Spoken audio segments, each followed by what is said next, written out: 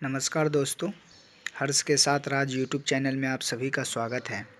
दोस्तों, UGC net JRF public administration का ये नेक्स्ट लेक्चर है और ये बहुत महत्वपूर्ण लेक्चर है क्योंकि इससे प्रत्येक एग्ज़ाम में पूछा जाता है और 2 से 3 सवाल इससे रहते ही हैं। तो मैं आज इस लेक्चर में महत्वपूर्ण संविधान संशोधन जो हुए हैं उनके बारे में बताऊंगा और ये पब्लिक एडमिनिस्ट्रेशन के साथ साथ पॉलिटिकल साइंस के जितने भी स्टूडेंट हैं, ऑल कॉम्पिटिटिव एग्ज़ाम जितने भी कॉम्पिटिटिव एग्ज़ाम हैं, खासकर स्टेट पीसीएस, एसएससी, सब में इससे सवाल रहते हैं। तो दोस्तों चलते हैं और देखते हैं कि कौन कौन से महत्वपूर्ण संशोधन हुए हमारे संविधान में और उनमें क्या क्या चीज़ जोड़ा गया। तो पहला देखते हैं कि पहला जो संशोधन अधिनियम आया था। सबसे पहले तो आप संशोधन और अधिनियम में अंतर होता है, तो आप ये ध्यान रखें, बिल और एक्ट में अंतर होता है। एक्ट वो हुआ जब बिल को राष्ट्रपति द्वारा मुहर लग जाती है, साइन हो जाता है, तो वो अधिनियम बन जाता है। तो पहला संशोधन अधिनियम 1951 में आया था, जिसमें 9वीं अनुसूची को जोड़ा गया। 9वीं अनुसूची इसलिए जोड़ा गया था क्योंकि सुप्रीम कोर्ट द्वारा जो न्यायिक पुनर्विलोकन कर दिया जाता था, उनको लगाम लगाने के लिए 9वीं अनुसूची जोड़ दिया गया है। तो इसमें महत्वपूर्ण चीज़ें जो कि पहला संशोधन अधिनियम में था, 9वीं अनुसूची को जोड़ा गया है। दूसरा जो महत्वपूर्ण संशोधन था वो 7वां संशोधन अधिनियम है, 1956 में हुआ था। इसमें 2 महत्वपूर्ण बातें थी। एक, राज्यपाल 2 राज्यों का राज्यपाल हो सकता है, ठीक। और दूसरा, ये महत्वपूर्ण बातें इस संशोधन में थी कि 2 या अधिक राज्यों के लिए एक समान उच्च न्यायालय की स्थापना का प्रावधान किया गया था। 2 राज्यों का एक उच्च न्यायालय भी हो सकता है, साथ में एक राज्यपाल 2 राज्यों का राज्यपाल हो सकता है। देखिए, प्रत्येक संशोधन में और भी महत्वपूर्ण चीज़ें दिया गया, लेकिन सबसे महत्वपूर्ण जो सवाल बराबर आते हैं यही पूछा जाता है। तो नेक्स्ट है थर्ड, जो 15वां संशोधन अधिनियम जो कि 1963 में आया गया था, 1963 में। इनमें प्रमुख बातें ये थी कि उच्च न्यायालय के न्यायाधीशों की सेवानिवृत्ति की आयु बढ़ाकर 60 से 62 कर दिया गया है। ये नेट में पूछा भी गया था। तो 15वां संशोधन अधिनियम कब आया है? 1963 में। इनमें क्या प्रमुख बातें आई थी? तो उच्च न्यायालय के न्यायाधीशों की सेवानिवृत्ति की आयु बढ़ाकर 60 से 62 कर दिया गया। उनके बाद नेक्स्ट संशोधन जो है 36वां संशोधन अधिनियम 1975 में आया और इसमें सिक्किम को भारतीय संघ का पूर्ण राज्य बनाया गया और 10वीं अनुसूची का विलोपन कर दिया गया। तो ये भी बहुत बार पूछे गए हैं। 36वां संशोधन अधिनियम 1975 में आया, किससे संबंधित है? तो सिक्किम को भारतीय संघ का पूर्ण राज्य का बनाया गया, पूर्ण राज्य दिया गया। उनके बाद नेक्स्ट संशोधन है 41 संशोधन अधिनियम, 41वां संशोधन अधिनियम, जिनमें राज्य लोक सेवा आयोग और संयुक्त लोक सेवा आयोग के सदस्यों की सेवानिवृत्ति जो है 60 से 62 कर दिया गया था। 41वां संशोधन अधिनियम। और 42 संशोधन अधिनियम 1976 में आया। इसी को लघु संविधान भी कहा जाता है और ये स्वर्ण सिंह कमेटी के सिफारिश पर लाया गया था। तो इसमें देखिए, लघु संविधान मतलब छोटा संविधान इसी को कहा जाता है। तो प्रश्न इस प्रकार भी पूछे जाते हैं कि कौन से संविधान संशोधन को लघु संविधान कहा जाता है? तो 42 अमेंडमेंट है, 1976 में आया था। तो इसमें प्रमुख बातें क्या क्या थी? तो उद्देशिका जो हमारा प्रियम्बल है उसमें 3 नए शब्द को ऐड किया गया, जोड़ा गया था, जिनमें से समाजवादी, पंथनिरपेक्ष, अखंडता है। उनके बाद जो हमारे भाग पार्ट 4A है, मूल कर्तव्य, वो भी ऐड कर दिया गया। उनके बाद राष्ट्रपति को कैबिनेट की सलाह मानने के लिए बाध्य बनाया गया था। भाग 14A भी जोड़ा गया है, न्यायिक प्राधिकरण ऐड कर दिया गया है। 5 विषय को राज्य सूची से निकालकर समवर्ती सूची में शामिल किया गया, जिनमें से शिक्षा है, वन है, वन जंतु है, पक्षियों का संरक्षण है, भार और माप तौल को राज्य सूची से हटाकर समवर्ती सूची में कर दिया गया, जो कि हमारा अनुसूची 7th अनुसूची में संघ सूची, राज सूची, समवर्ती सूची है, तो उसमें ऐड कर दिया गया है। साथ में इसमें महत्वपूर्ण चीज़ें और क्या थी, अखिल भारतीय न्यायिक सेवा का गठन किया गया है। तो आप समझ पा रहे होंगे कि 42वां संशोधन अधिनियम क्यों लघु संविधान, इसमें और भी बहुत महत्वपूर्ण चीज़ें हैं, लेकिन उनसे भी सबसे महत्वपूर्ण चीज़ें ये थी जिससे एग्ज़ाम में सवाल बराबर पूछे जाते हैं। उनके बाद देखिए नेक्स्ट संशोधन जो है 44 अमेंडमेंट है, जो कि 44वां संशोधन अधिनियम 1978 में आया। इनमें दो महत्वपूर्ण चीज़ें थी, जिनमें कि संपत्ति के अधिकार को मूलभूत अधिकारों की सूची से हटाकर वैधानिक अधिकार बनाया गया। तो जो संपत्ति का अधिकार, जो मौलिक अधिकार था, उसको हटाकर अब वैधानिक अधिकार कर दिया गया है। उनके बाद राष्ट्रीय आपातकाल के समय, जो हमारा आपातकाल 3 प्रकार का होता है, तो उनमें राष्ट्रीय आपातकाल के समय आर्टिकल 20 और 21 को निलंबित नहीं किया जा सकता है। 44वां संशोधन अधिनियम में ये चीज़ प्रावधान किया गया, निलंबित कर दिया गया।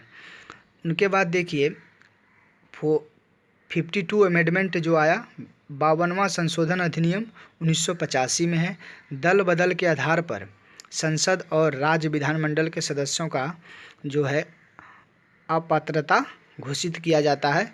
दल बदल अधिनियम जो लाया गया था, तो ये हो गया आपका 52 अमेंडमेंट। कब आया है? 1985 में। उनके बाद नेक्स्ट संशोधन जो है 61वां संशोधन अधिनियम 1987 में आया था, 1987 में, जिसमें प्रावधान किया गया था कि लोकसभा तथा राज्य विधानसभा के निर्वाचनों के लिए जो मताधिकार की आयु होगा वो 21 से घटाकर 18 वर्ष कर दिया गया था।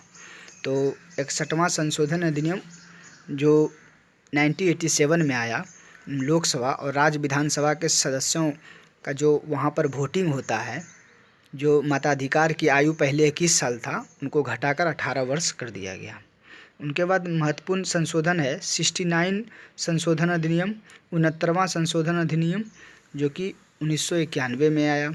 इसमें राष्ट्रीय राजधानी क्षेत्र के रूप में संघ शासित प्रदेश दिल्ली को एक विशेष दर्जा प्रदान किया गया। तो ये भी सवाल पूछे जाते हैं। 70वां संशोधन अधिनियम 1992 में आया। इनमें यह प्रावधान किया गया कि दिल्ली तथा पांडुचेरी, जो कि दोनों केंद्र शासित प्रदेश हैं, के विधानसभा के सदस्यों को राष्ट्रपति के निर्वाचन हेतु निर्वाचक समूह में शामिल का प्रावधान किया गया था। तो केंद्र शासित प्रदेश 2 ही ऐसे हैं जो कि राष्ट्रपति के चुनाव के वक्त वो निर्वाचन समूह के शामिल हो सकते हैं, तो दिल्ली है, पांडिचेरी। किस संशोधन में किया गया है? 70वां संशोधन अधिनियम। कब आया था? 1992 में। उनके बाद नेक्स्ट है 73वां संशोधन अधिनियम, जो कि ये भी 1992 में आया हुआ था, पंचायती राज। इसमें ऐड कर दिया गया है संविधान में, जो कि 11वीं अनुसूची में भी जोड़ा गया। इसमें 29 विषय दिया गया है, भाग 9 जोड़ा गया। तो 73वां संशोधन अधिनियम पंचायती राज से संबंधित है। 74वां जो 74 अमेंडमेंट जो है, उनमें ये आया था 1992 में ही आया है। शहरी स्थानीय निकाय को जोड़ा गया, जो कि आप नगर पालिका भी कहते हैं। 12वीं अनुसूची को ऐड कर दिया गया। इसमें 18 विषय दिए गए हैं। भाग पार्ट जो है 9A है, क है। तो 73 संशोधन, 74 संशोधन सभी आपको याद रखने हैं। 79 संशोधन अधिनियम 1999 में आया। इसमें लोकसभा व विधानसभा में SC, ST और एंग्लो इंडियन के लिए आरक्षण का प्रावधान किया गया है। तो प्रावधान किया गया जो आरक्षण है, ये 10 वर्षों के लिए किया गया था। और वर्तमान समय में अभी 104 जो संशोधन अधिनियम आया, जो मैं ऐड किया हूँ इस लेक्चर में, तो आगे देखते हैं। तो सबसे पहले 79 संशोधन अधिनियम 1999 में, इसमें लोकसभा और विधानसभा में SC और ST एंग्लो इंडियन के आरक्षण का प्रावधान किया गया था। उनके बाद जो संशोधन है 86 अमेंडमेंट, जो संविधान संशोधन है हमारा, 86 संशोधन अधिनियम 2002 में आया, जो कि इसमें 2 चीज़ें जोड़ा गया है, महत्वपूर्ण चीज़ें।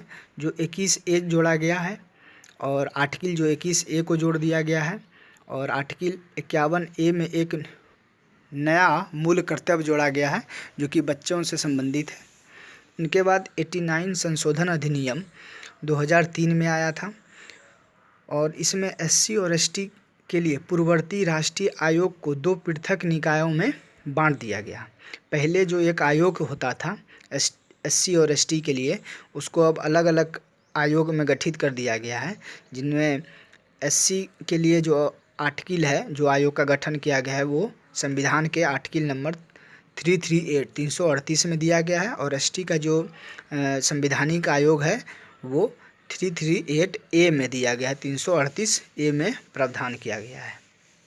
उनके बाद 91 जो अमेंडमेंट है वो 51वां संशोधन अधिनियम 2003 में आया।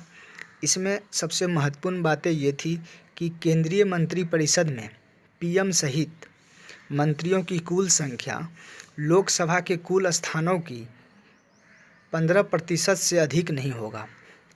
ये चीज़ें केंद्र में लोकसभा में है और राज्य में विधानसभा में दिया गया है। तो जितने भी सीट है, टोटल सीट का 15% से अधिक मंत्रियों को आप मंत्री नहीं बना सकते हैं। तो यही प्रावधान किया गया। कब किया गया है? 91 संशोधन अधिनियम 2003 में। यह सवाल नेट में पूछे गए थे और इसका आर्टिकल है 75(1)(a). उनके बाद महत्वपूर्ण संशोधन है 97 संशोधन अधिनियम 97 संशोधन अधिनियम 2011 में आया। इनमें सहकारी समिति को संवैधानिक कर दिया गया था। भाग 9B भी इसमें ऐड किया गया है, और आर्टिकल 19(1) जो कि आर्टिकल 19(1) में यही सहकारी समिति को ऐड किया गया। भाग जो 4 है 43A 43B को भी ऐड किया गया था। उनके बाद 99 संशोधन अधिनियम 2014 में आया, जो कि राष्ट्रीय न्यायिक नियुक्ति आयोग NJAC आया था, लेकिन इसे सुप्रीम कोर्ट ने इसे रद्द कर दिया गया है, क्योंकि उनको लगा, सुप्रीम कोर्ट माननीय उच्चतम न्यायालय को, कि उनके कार्यपालिका या संसद उनके कार्य क्षेत्र में दखल दे रही है, तो ये संशोधन को रद्द कर दिया गया है। उनके बाद नेक्स्ट संशोधन है 100 संशोधन अधिनियम, जो कि 2015 में आया था। भारत बांग्लादेश के मध्य भूमि समझौता हुआ, तो आप जानते ही हैं। उनके बाद नेक्स्ट संशोधन अधिनियम है 101 संशोधन अधिनियम 2016 में आया, और